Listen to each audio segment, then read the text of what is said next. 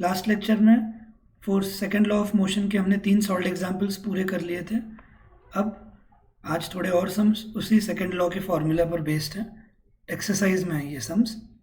सो सम number 8 सबसे easy सम है आज शुरुआत करने के लिए, and then will move ahead with some number 5 and 6। तो जल्दी से पहले 8th सम कर लेते हैं। Read the question. फॉर्मूला एकदम क्लियर है, एकदम सिंपल फॉर्मूला है और उस पर ही बेस्ड अब और आज रिमेनिंग 5 to 6 सम्स किए जाएंगे। बोलो सर, आप कल हमारा जो एंड वाला एग्जाम था जिसमें डाउट आया था वो आज आप बताने वाले थे ना हाँ वापस से? शोभित, साइंस के इसके लास्ट में देखते हैं, हाँ नहीं हाँ तो मैथ्स लेक्चर के वक्त तो पक्का होगा, प्लान करूंगा मैं हाँ। इसे। ठीक है, 8th सम पढ़ो। An automobile vehicle has a mass of 1500 kg। सो आपको मास दिया हुआ है। What must be the force between the vehicle and the road if the vehicle is to be stopped? So road is going to stop it, correct? So what must be the force between the vehicle and the road means यानी आपसे ये frictional force पूछ रहे हैं। if the vehicle is to be stopped with a negative acceleration of 1.7 meter per second square, यानी ये negative acceleration से गाड़ी स्लो होते होते रुकने वाली है। तो what is the force between the vehicle and the road? The force between the vehicle and the road is a frictional force, and frictional force का direction opposite to the direction of the motion होता है। तो इस force का answer negative आना चाहिए। Last lecture में जब force and laws of motion के न्यूमेरिकल्स कर रहे थे हमने लास्ट न्यूमेरिकल ऐसे ही कुछ किया था, force applied by the brakes, और उसका भी आंसर नेगेटिव आया था, because whenever the force is applied in the direction opposite to the direction of the motion, answer will come as negative. तो यहाँ पर आपको क्वेश्चन नंबर 8, यहाँ पर आपको बोला है automobile vehicle has a mass of 1500। तो मास दिया है 1500 and is to be stopped with a negative acceleration, मतलब गाड़ी की स्पीड कम होते जाएगी तो ये एक्सेलरेशन से वेलोसिटी कम होते होने वाली है। So negative acceleration of 1.7 metre पर सेकेंड स्क्वायर। अगर ये एक्सेलरेशन से व्हीकल को स्टॉप करना है, what must be the force between the vehicle and the road? That is the frictional force. Simple है, फोर्स का फॉर्मूला हम यूज़ करेंगे ma, मास 1500 और एक्सेलरेशन -1.7। एक 0 पॉइंट को आगे शिफ्ट कर देगा ये, राइट? तो ये हो जाएगा 150 into -17। Get it? And tell me the answer fast. कोई भी बोलो जिसने आंसर रेडी किया होगा। 2550 minus 2550। और कोई एक स्टूडेंट क्रॉस चेक करना है? -2550। ओके, ठीक है। -2550 न्यूटन। एकदम इजी सम था, आपको क्लियरली गाइड किया है कि व्हीकल का मास इतना है और ये एक्सेलरेशन से व्हीकल को रोकने के लिए कितना फोर्स लगेगा।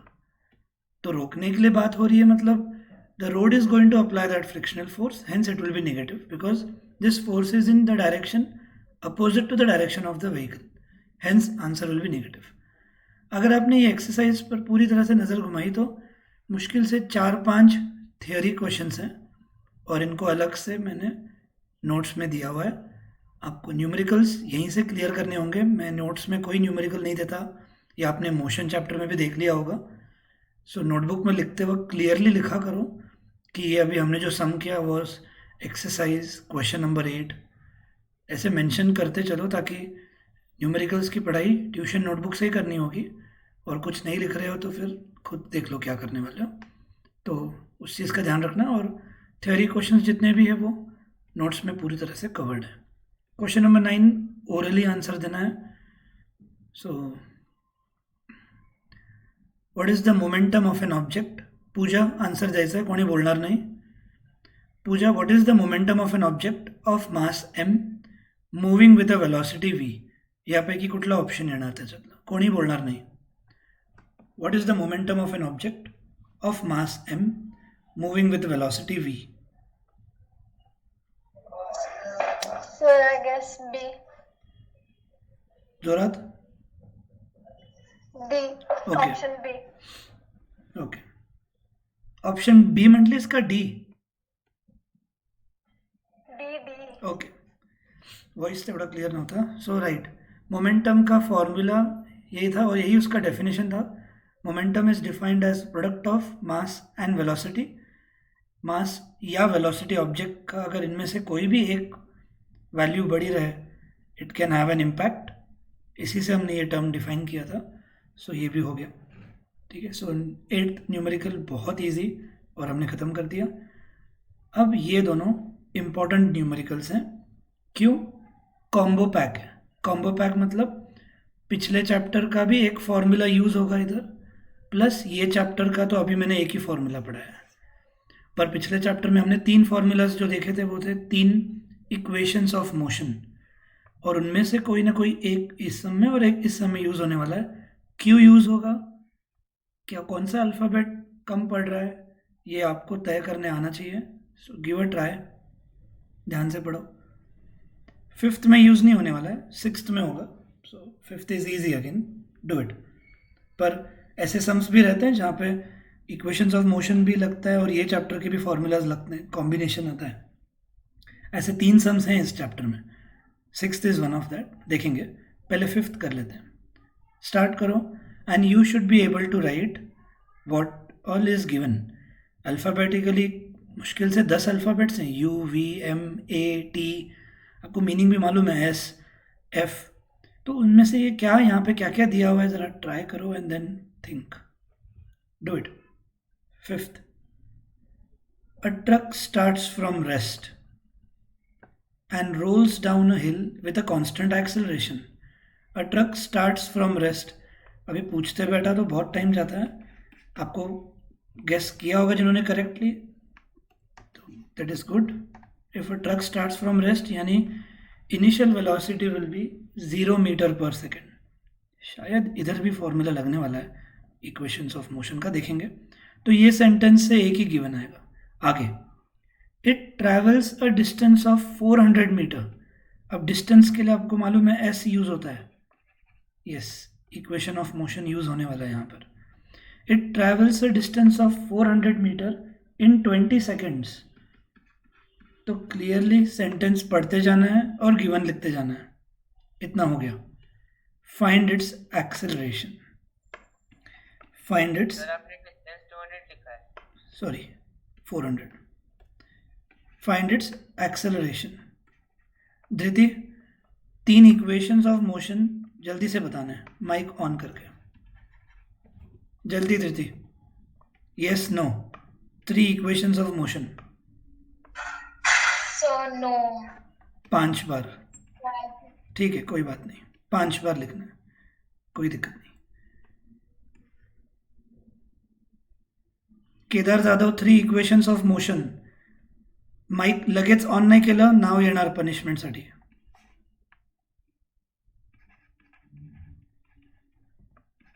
केदार जाधव, पनिशमेंट मिळाली तुला पण.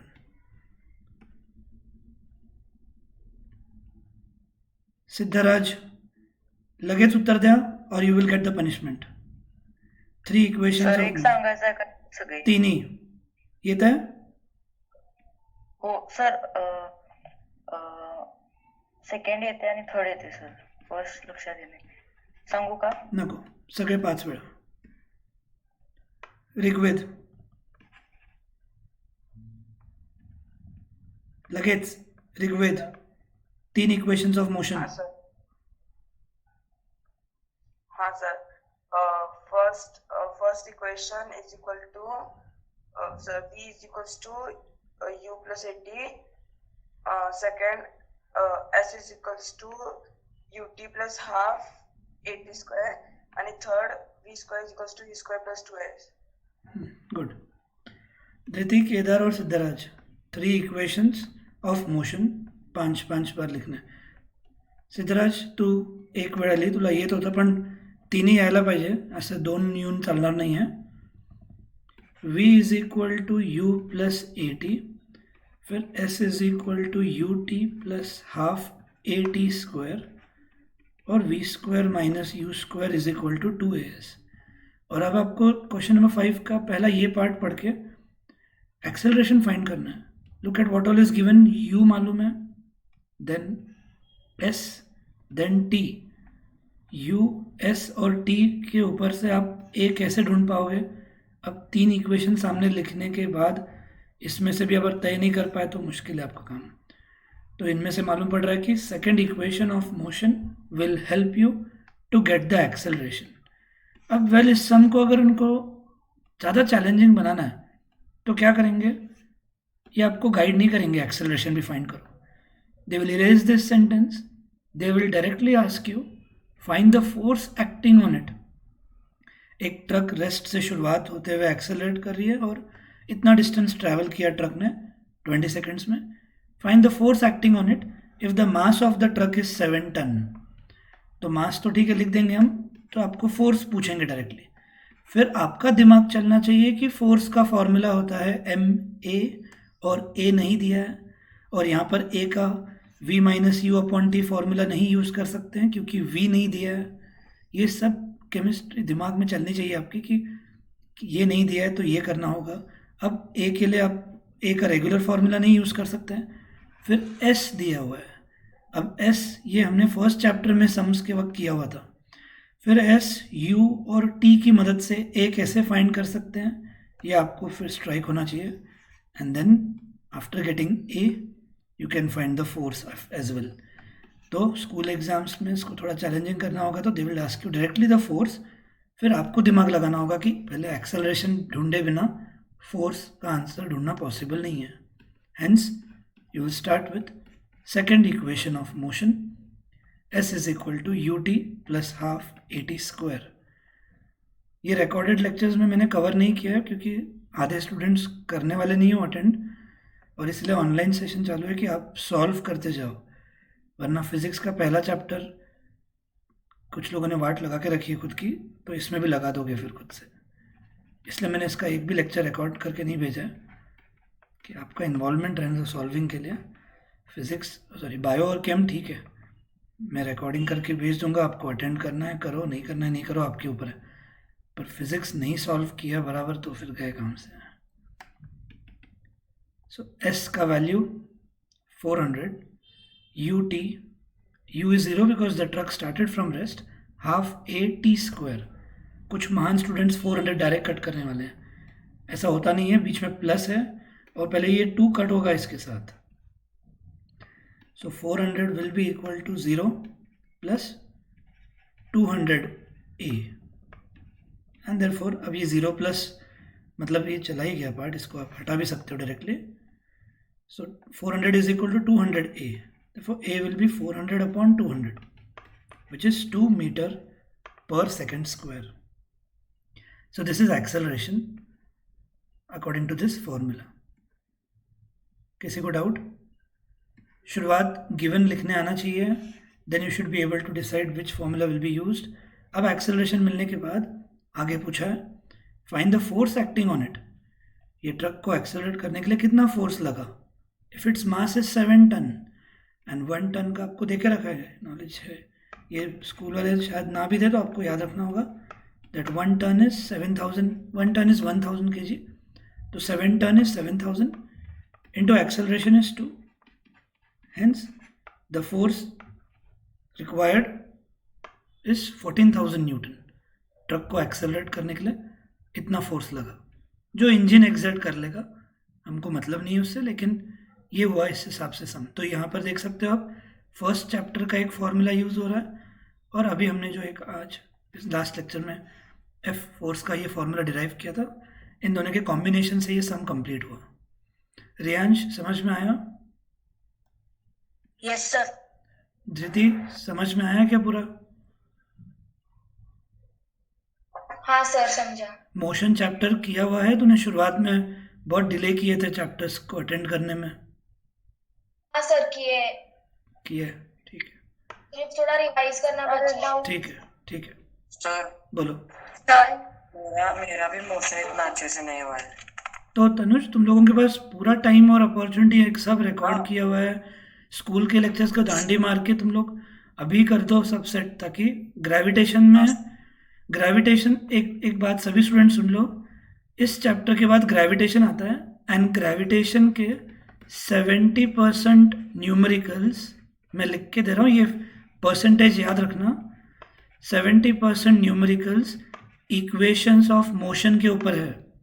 विबग्योर स्कूल में चालू रहेगा तो आपको मालूम है कि हम सिर्फ ए के जगह पर जी लिख देंगे। अब वो क्यों लिखा जाएगा ये मैं आपको उस चैप्टर में बताऊंगा।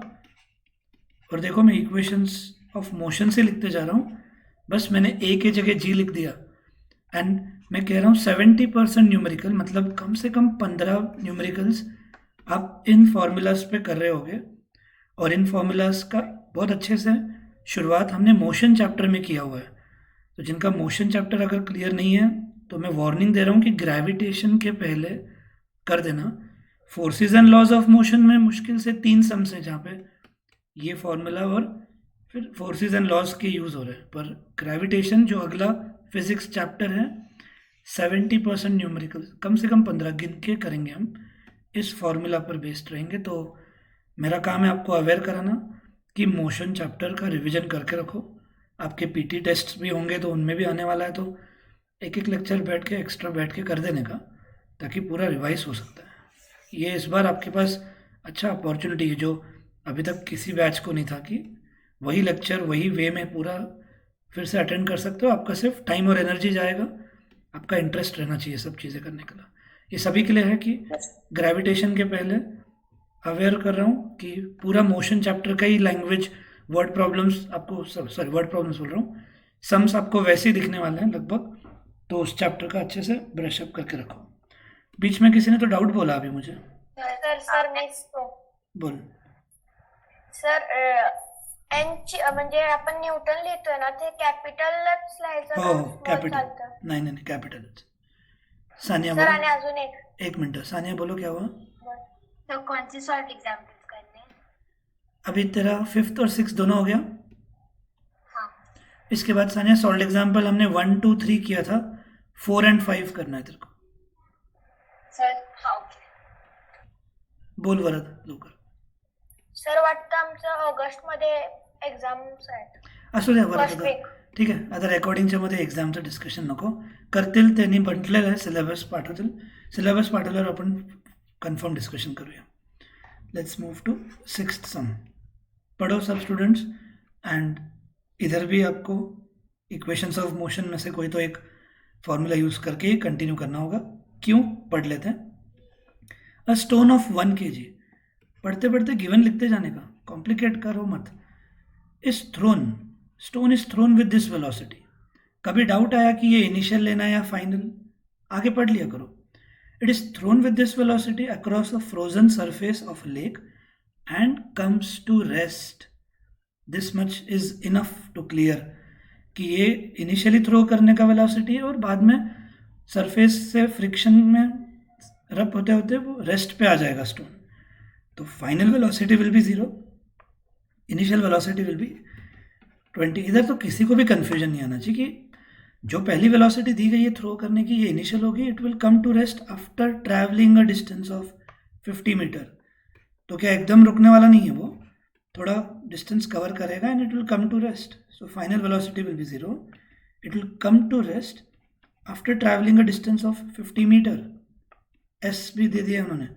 और यहाँ पर परफेक्ट क्वेश्चन है, देखो, what is the force of friction between the stone and the ice. Force कोई भी होने दो, फ्रिक्शनल फोर्स या कुछ और, फोर्स इज फोर्स, और फोर्स का फॉर्मूला फिर आपको दिमाग में आना चाहिए, इज ma, लेकिन आपको a नहीं दिया है इधर। मतलब जो क्वेश्चन मैं आपको लास्ट समय कह रहा था कि डायरेक्ट पूछ सकते हैं, वो इधर पूछा गया है। Then you have to take care and think how will you find a, और a मिलने के बाद ही आप फिर फोर्स फाइंड कर सकोगे।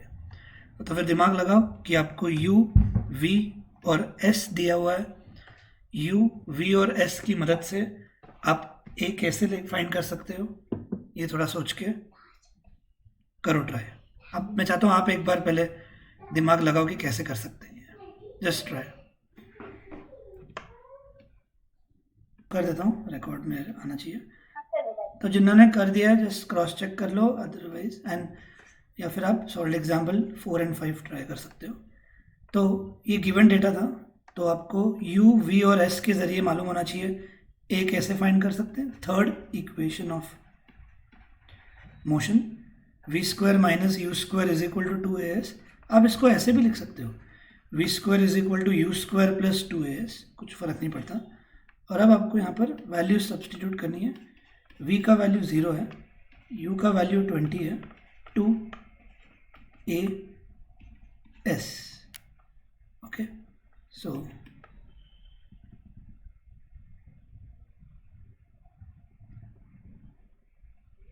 तो यहाँ पर माइनस बाहर ही रहेगा, याद रखो, क्योंकि ये सिर्फ अंदर 20 है। 20 का square 400 is equal to 2 into 50, 100 into a। Therefore a will be minus 400 upon 100 which is minus 4 metre पर सेकेंड स्क्वायर। अब एक्सेलरेशन नेगेटिव क्यों आया आपको समझ में आना चाहिए। When anything is coming to rest means its velocity is decreasing, means it is retardation और डिसेलरेशन। तो एक्सेलरेशन नेगेटिव ही आना चाहिए, डोंट डाउट। जब वेलोसिटी बढ़ रही होती है तब एक्सेलरेशन पॉजिटिव आता है। तो अब ये नेगेटिव एक्सेलरेशन के बाद आपको फोर्स ढूंढना है, और अब फोर्स अप्लाइड बाय ब्रेक्स या फ्रिक्शनल फोर्स, मैंने पहले कहा है आपको नेगेटिव में ही मिलने वाला है। अब आप फोर्स के लिए सॉल्व कर सकते हो। फॉर्मूला इज ma, तो जिनका करेक्ट आंसर है good, 1 mass is 1 and acceleration is -4 and hence the force of friction between the stone and ice is -4 Newton. तो ये एक और सम जहाँ पर पहले कुछ इक्वेशंस ऑफ मोशन के ज़रिए आपको a फाइंड करना है और फिर ही फोर्स फाइंड कर सकते हैं। So this two are very good sums, important करके मार्क कर लेना स्कूल एग्जाम्स के लिए, they can try. Okay, 5th and 6th हो गया, 8th एंड 9th भी हो गया। आगे बढ़ते हैं। अब 2 न्यूमेरिकल्स और है। सॉल्व एग्जाम्पल 4 एंड 5, ये जिनका हो जाता है, जस्ट मिनट, कुछ स्टूडेंट्स आगे करते जा रहे हैं, well good, but make sure आपका कंसेप्ट क्लियर है। बस सॉल्यूशन देखकर इनकम्प्लीट नॉलेज से आगे मत पढ़ना, कोई रिवॉर्ड नहीं देने वाला हूँ मैं आपको पूरा करने के लिए। पहले जो दोनों सॉल्व एग्जाम्पल्स अगर परफेक्टली क्लियर हो जाएंगे जिन स्टूडेंट्स के, then the remaining 2 sums based on this logic are 18th and 7th, and पूरे चैप्टर के ये दोनों they are very important sums. 5th और 6th से भी बहुत इंपॉर्टेंट है, ध्यान रखना। 7th एंड 18th इस टाइप का एक मैं टेस्ट में भी ट्राई करूँगा, 7th या 18th। देखते हैं, हम पहले सॉल्व एग्जाम्पल्स करते हैं। 2 सॉल्व एग्जाम्पल्स बाकी है, फिर उसके बाद एक छोटा सा डेरिवेशन है 2 मार्क का, मैंने आपको आइडिया दी थी वो, it is here. derive first law of motion using second law of motion। अब ये कंसेप्ट क्या है, ये आंसर है उसका पूरा। तो सॉल्व एग्जाम्पल के बाद पहले डेरिवेशन हो सके तो देख लेंगे, ताकि ये पार्ट इतना हो जाता है। ओके, सॉल्व एग्जाम्पल 9.4 रीड करो, right what ever you can understand given क्या समझ रहा है आपको। Don't look at the solutions directly, सोचो ज़रा खुद से क्या होगा। ईजी सम है पर थोड़ा अलग है, करो।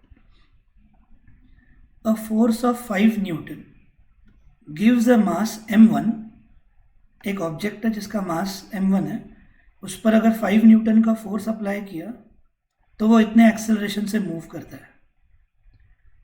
And a mass m2 an acceleration of 20 metre पर सेकेंड स्क्वायर। मतलब यही फोर्स अप्लाई हो रहा है, ये आपको समझना होगा कि 5 न्यूटन का फोर्स अगर m1 ऑब्जेक्ट पर अप्लाई किया तो वो ऑब्जेक्ट 10 मीटर पर सेकेंड स्क्वायर से मूव हो रहा है, और वही फोर्स अगर m2 ऑब्जेक्ट पे अप्लाई करें तो वो 20 मीटर पर सेकेंड स्क्वायर से मूव हो रहा है। इसमें अगर आपसे किसी ने पूछा कौन सा ऑब्जेक्ट हैवी है और कौन सा ऑब्जेक्ट लाइट है, तो आपको आंसर देने आना चाहिए कि किसी मोटे इंसान को धक्का दिया तो वो ज़्यादा नहीं एक्सेलरेट करेगा, पर किसी पतले इंसान को धक्का दे दिया तो वो ज़्यादा एक्सेलरेशन से आगे गिर जाएगा। तो जो ऑब्जेक्ट ज़्यादा एक्सेलरेशन से मूव कर रहा है that object will be light in weight, यानी मास m2 कम रहेगा। एक कॉमन सेंस की बात शेयर की, फोर्स सेम फोर्स अप्लाई किया जा रहा है, इसलिए आप ये बता सकते हो। और जो ऑब्जेक्ट कम एक्सेलरेशन से मूव हुआ है मतलब उसका मास कहीं ना कहीं ज़्यादा है। फिर आपको फोर्स दिया है और दो अलग अलग एक्सेलरेशन दिए हैं, तो हम दोनों के ये मास फाइंड कर सकते हैं। क्यों फाइंड करना है, इसके आगे कुछ और है। What acceleration will it give if both the masses were tight together. अब क्या करना है, अब इन दोनों ऑब्जेक्ट को एक साथ बांधना है और वापस इतना ही फोर्स अप्लाई करना है, 5 न्यूटन का। अब वो कितने एक्सेलरेशन से मूव करेंगे ये पूछा है। जब दोनों ऑब्जेक्ट को एक साथ बांधने के उनका टोटल मास ज़रूरी लगेगा, तो हम पहले m1 और m2 अलग अलग फाइंड कर लेंगे। कैसे, ये देखो एक बार। Solve example 4। 2 केसेस हैं, तो आप केस 1 केस 2 ऐसे लिख सकते हो ऊपर। अब दोनों केस में फोर्स सेम अप्लाई हो रहा है।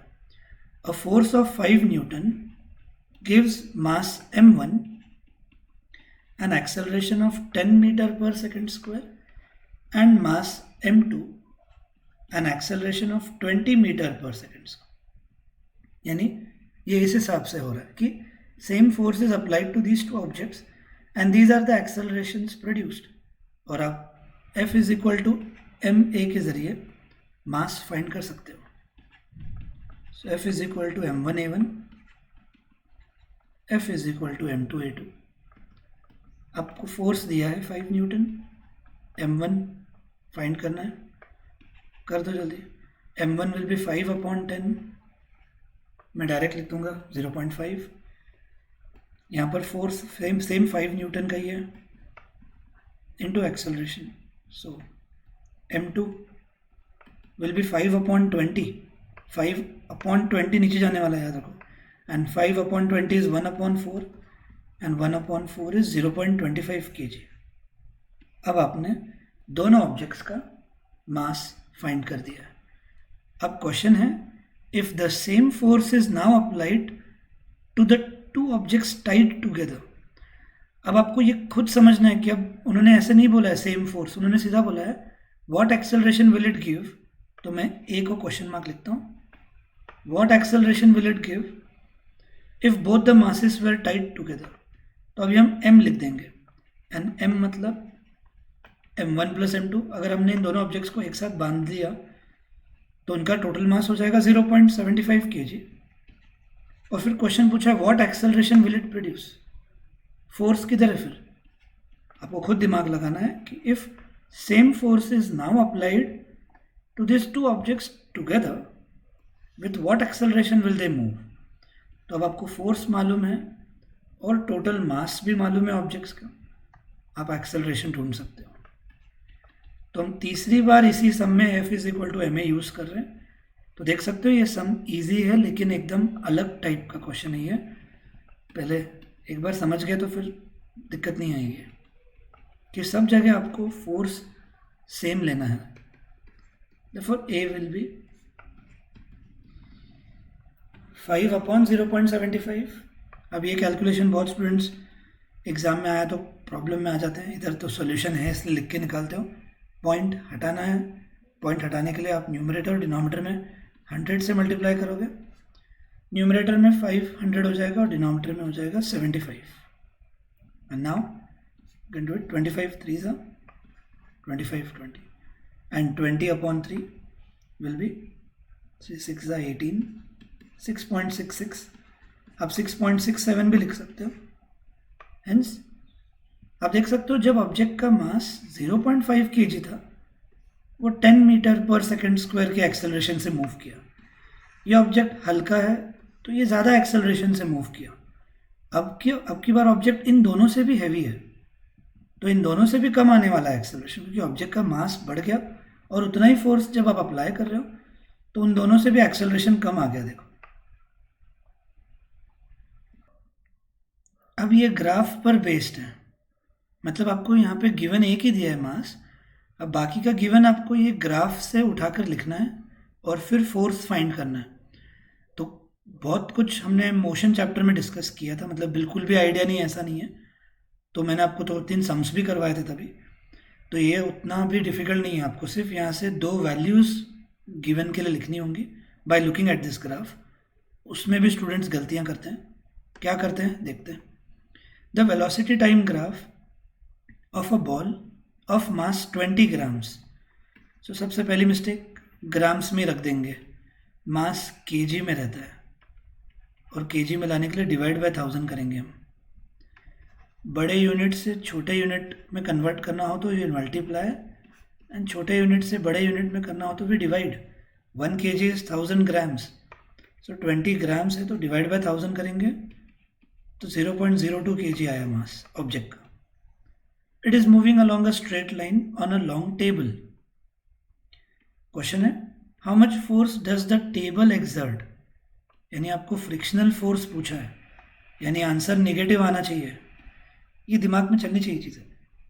How much force does the table exert on the ball to bring it to rest, to bring it to rest, this data should be enough to tell you that final velocity will be 0, because initially move कर रहा है object, फिर table के frictional force की वजह से वो rest पे आ जाएगा।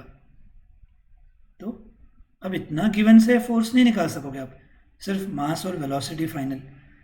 तो ये ग्राफ आपको कौन सा दिया है, ये आपको वेलोसिटी टाइम ग्राफ दिया है, और इस ग्राफ से आपको 3 चीज़ें दिखनी चाहिए। यहाँ से शुरुआत हो रही है वेलोसिटी की, सो दिस इज इनिशियल वेलोसिटी। ये मैंने आपको इक्वेशंस ऑफ मोशन के वक्त भी बताया था कि हमने ऐसे ग्राफ बनाया था, आपको याद आना चाहिए। तो ये हमने इनिशियल वेलोसिटी लिया था, जो भी वैल्यू थी इसको हम बोलते हैं इनिशियल वेलोसिटी। फिर बढ़ते गया और ये बन गया फाइनल वेलोसिटी। तो इस ग्राफ में आपको जो एक्सट्रीम लेफ्ट में वैल्यू दिख रही है is initial velocity, that is 20। और जो स्टूडेंट्स खुद की दुनिया में ही रहते हैं वो लिखेंगे 20 मीटर पर सेकेंड। ध्यान से देखो, कभी कभी मिस्टेक्स मेरे से भी होती, लेकिन मेरे को चल जाएगा, आई कैन करेक्ट। आपके एग्जाम में मिस्टेक हो गई तो मार्क्स गए आपके। तो we have to very aware it is in centimetre per second, नहीं चलेगा, you will have to convert. Initial velocity दिया है 20 सेंटीमीटर पर सेकेंड। अब पर सेकेंड के लिए तो कोई दिक्कत नहीं है, हमको सिर्फ सेंटीमीटर का मीटर करना है, आप रफ में भी कर सकते हो। फिर वही बात, बड़े यूनिट से छोटे यूनिट तक जाने के लिए वी मल्टीप्लाई, और छोटे यूनिट से बड़े यूनिट के लिए we divide by what number, that will very.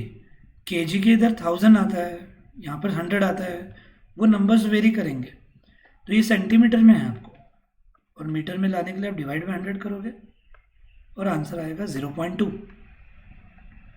तो ये आप इधर भी स्टेप दिखा सकते हो। तो ये सेंटीमीटर का मीटर हो जाएगा,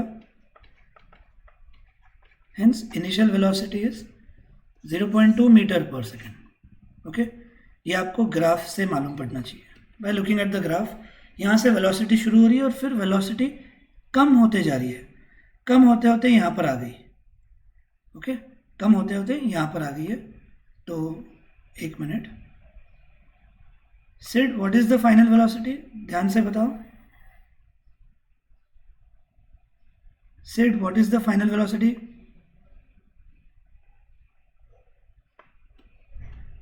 मैं लास्ट टाइम पूछ रहा हूँ, माइक ऑन करके आंसर यस नो कुछ भी चलेगा।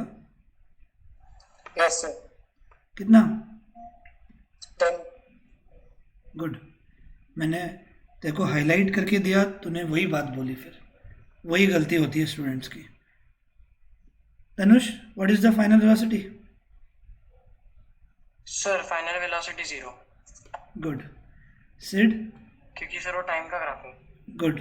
सिड, यहाँ पे इनिशियल वेलोसिटी देखो दिख गई, तूने बोला 20, मतलब ठीक है मैंने कह दिया, बट देखो मैं जानबूझ के यहाँ पे डाइवर्ट कर रहा हूँ। फाइनल वेलोसिटी कितनी है, तेरा ध्यान जाना चाहिए कि ये तो टाइम वाली लाइन है। देखो फाइनल वेलोसिटी के लिए इधर देखना है, इधर, कि ये वैल्यू, ये एक्सेस वेलोसिटी की दिखती है। तो ग्राफ देखो मैं जानबूझ के हाईलाइट करके यहाँ तक लेकर गया, तू देख, इधर देख के बोले करके, तेरे को इधर ध्यान देना है कि वेलोसिटी इस लाइन पर है। तो ये लाइन जा किधर, ये वो मत देखो, आखिर एंड किधर हुई, उधर से लेफ्ट में आके देखना है फाइनल वेलोसिटी 0। और वो छोड़ो, ये बात भी तो बोली थी मैंने कि how much force the table will exert on the ball to bring it to rest. तो फाइनल वेलोसिटी 0 है। सिड समझ में आ गया? हाँ सर। एंड टाइम कितना लगा रेस्ट तक आने के लिए? Is 10 seconds. ये टाइम का एक्सेस है। तो इस ग्राफ से हमने 3 चीज़ें कवर अप कर ली।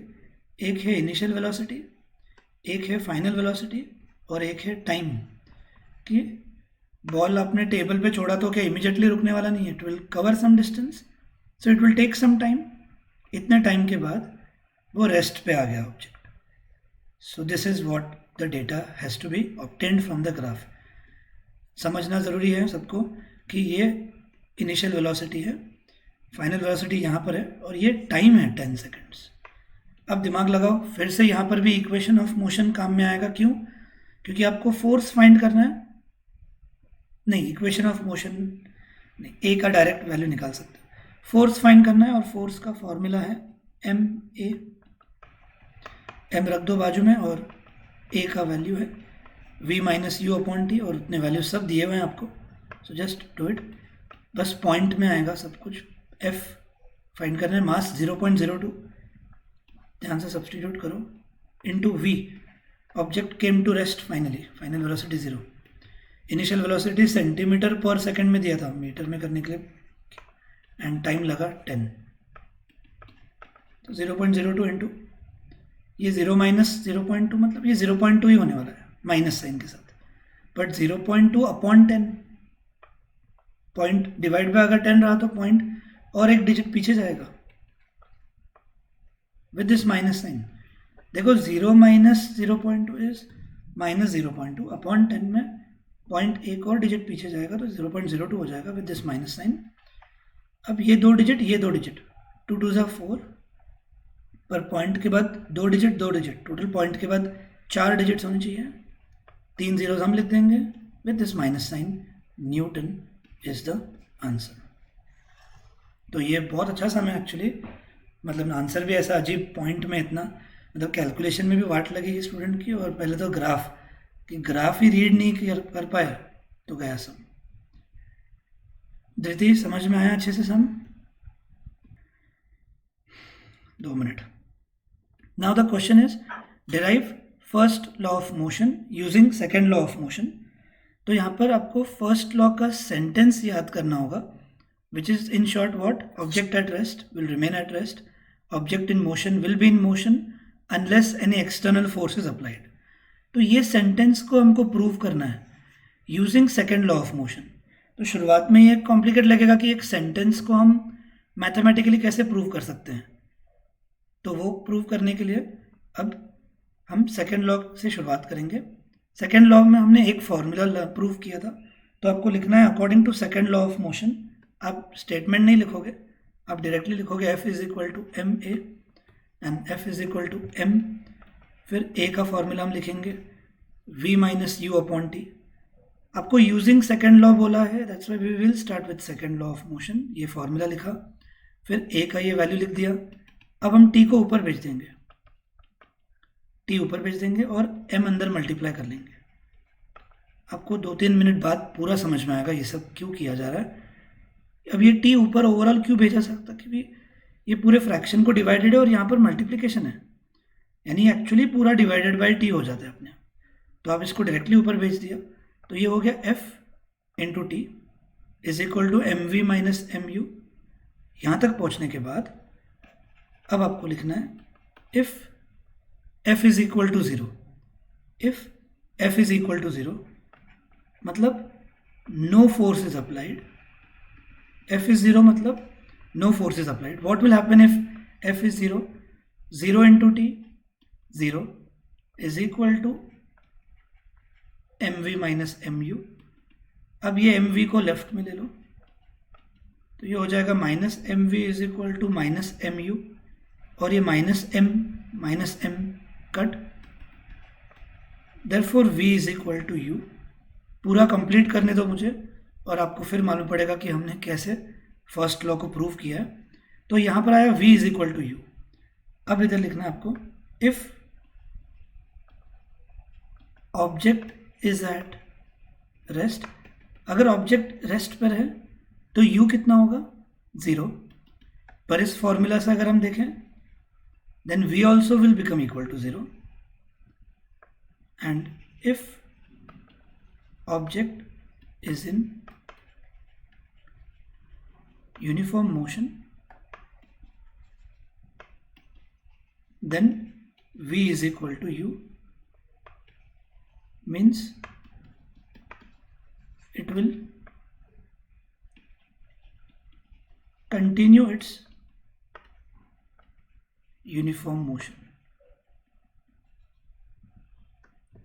अब यह आंसर यहाँ पे कंप्लीट हुआ. अब ये पूरा मीनिंग देखते जाएंगे कैसे हमने फर्स्ट लॉ को मैथमेटिकली प्रूव कराया. ये कुछ स्टूडेंट्स को यहाँ पे समझ में आ गया होगा.